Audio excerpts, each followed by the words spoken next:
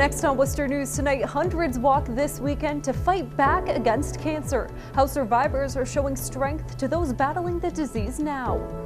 Plus, after a long week of testimony, closing arguments Friday in the so-called Blackstone House of Horrors murder trial.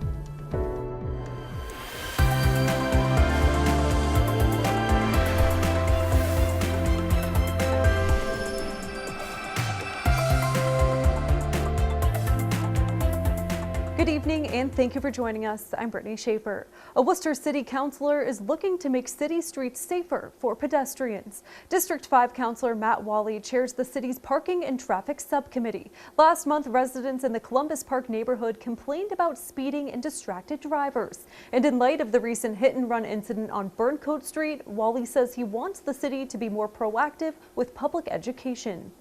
A lot of times when children hear a message, they'll reinforce that message for their parents. When they're in a car, they'll say, "Mom, Dad, slow down," or "Watch out for this crosswalk, there's a red light coming up, there's a stop sign." So I think anytime that we as a government can educate citizens regarding any public policy that we want to promote, I think it's certainly something we should be doing. 16-year-old Leishali Rodriguez Sanchez was hit by a car Wednesday morning on Burncoat Street. She suffered broken bones and has staples in her head. The driver did not stop. Worcester police are investigating, and anyone with information is asked to contact them. After a long journey in training and hard work, 19 new Worcester firefighters are sworn in. Dozens gathered at Worcester Technical High School to support the new recruit class as they embark on a new experience. Robert Marzalak says it's a moment he will never forget and says the 15 weeks of training is worth the reward of becoming a Worcester firefighter. Marzalak credits his fellow recruits for his success. He says they are a tight-knit group. Just to be able to complete this with 22 guys that have really grown very close. We've been to other people's houses, cookouts, gatherings, sense of relief, and absolute accomplishment. I think across the board, all 23 of us, it's pretty cool. The training course is extensive, covering topics like firefighting theory, EMS first responding, and hazardous materials. This weekend marks the Relay for Life in the city of Worcester. Hundreds of people will walk in an effort to raise money and awareness for cancer. Teams from across central Massachusetts will honor their loved ones battling the disease and remember those who lost their lives.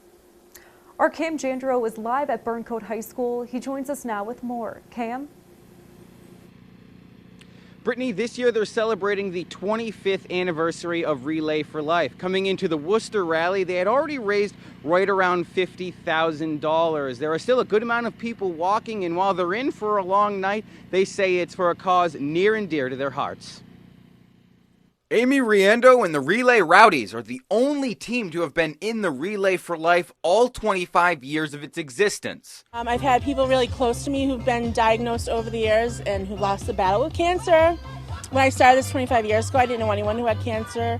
The Rowdies are just one team of dozens walking in the American Cancer Society's relay this weekend. I, Joseph M. Petty, Mayor of the City of Worcester, do hereby proclaim June 14th to 15th as Relay for Life Days. For 24 hours, survivors, caregivers, and their loved ones will walk around the Burncoat High School track to raise money and awareness. A really good friend of mine, he was diagnosed with stage 4 lung cancer this year, and he doesn't smoke. And so it's just like every year I have another reason to relay. Survivor Art Tetro developed skin and liver cancer, but he beat it. And you don't think you're when it happened to me, I never quite believed it. He now walks in the relay as a show of support for those still battling. Like being a member of the club that you don't want to belong to. Yeah. And it turns out, and then a lot of friendly people you meet a lot of people. According to the American Cancer Society, more than 1.7 million new cases of cancer will be diagnosed across the U.S. in 2019.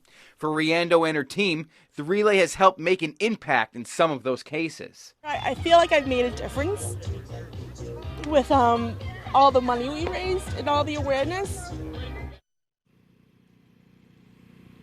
Now, while it seems like the night is coming to an end, it's actually just getting started. Opening ceremonies was right around 6 o'clock tonight, so that means people will be here at Burncoat walking around this track until 6 o'clock tomorrow night.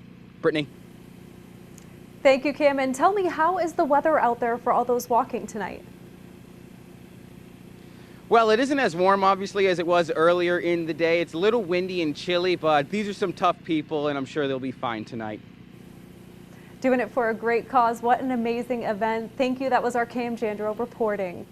An old flag is burned at the Korean War Memorial in Worcester as part of a Flag Day ceremony. This is the 10th year a Flag Day event has been held. When a flag is worn beyond good use, then it should be properly disposed of. The flag retirement ceremony involved lowering the flag, folding it, cutting it, and placing it into a fire. Retired Navy Captain Dan Brennock says the stars and stripes mean a lot to him.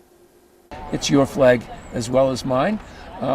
It seems to mean a lot to veterans and to those that serve.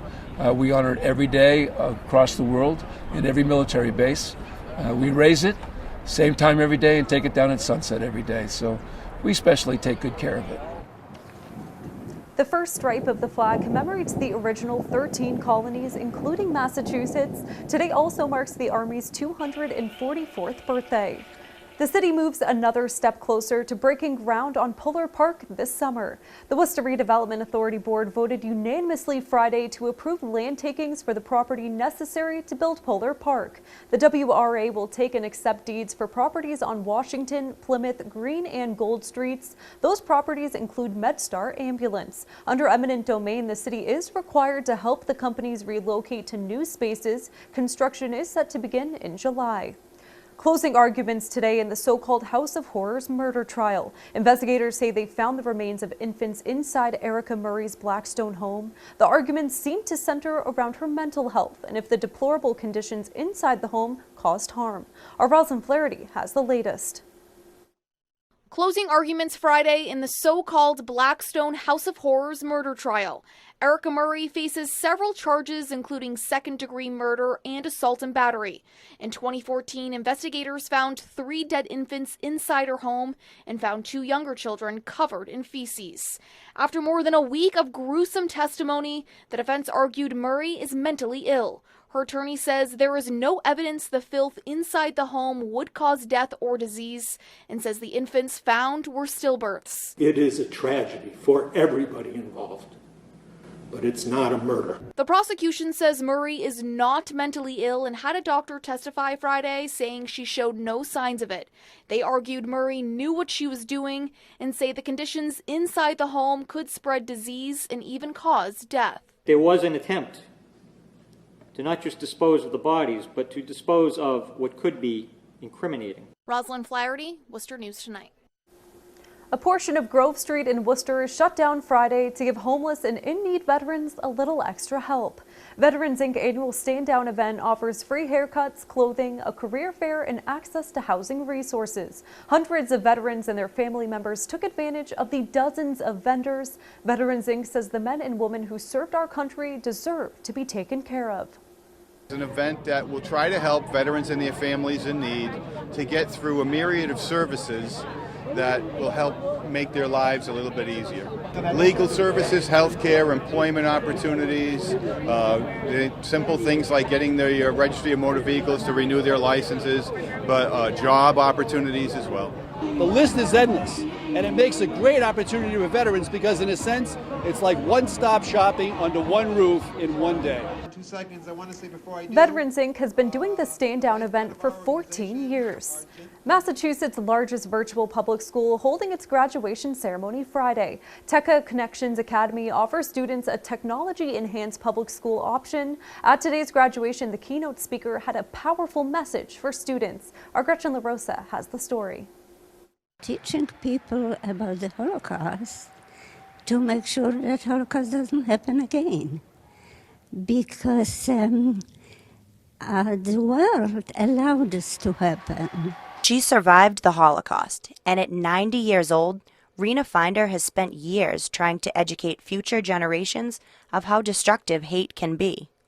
It was tragic that people who had a chance, as it was slowly happening in the beginning, nobody said anything.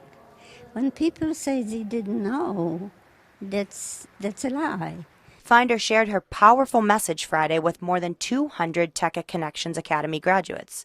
Superintendent Adam Goldberg considers her visit a gift. There aren't many of these survivors remaining, and so the message that she gives, which coincides with so much of the message that we've had, really was just, it's a blessing. Catherine Washburn is heading to Syracuse University in the fall.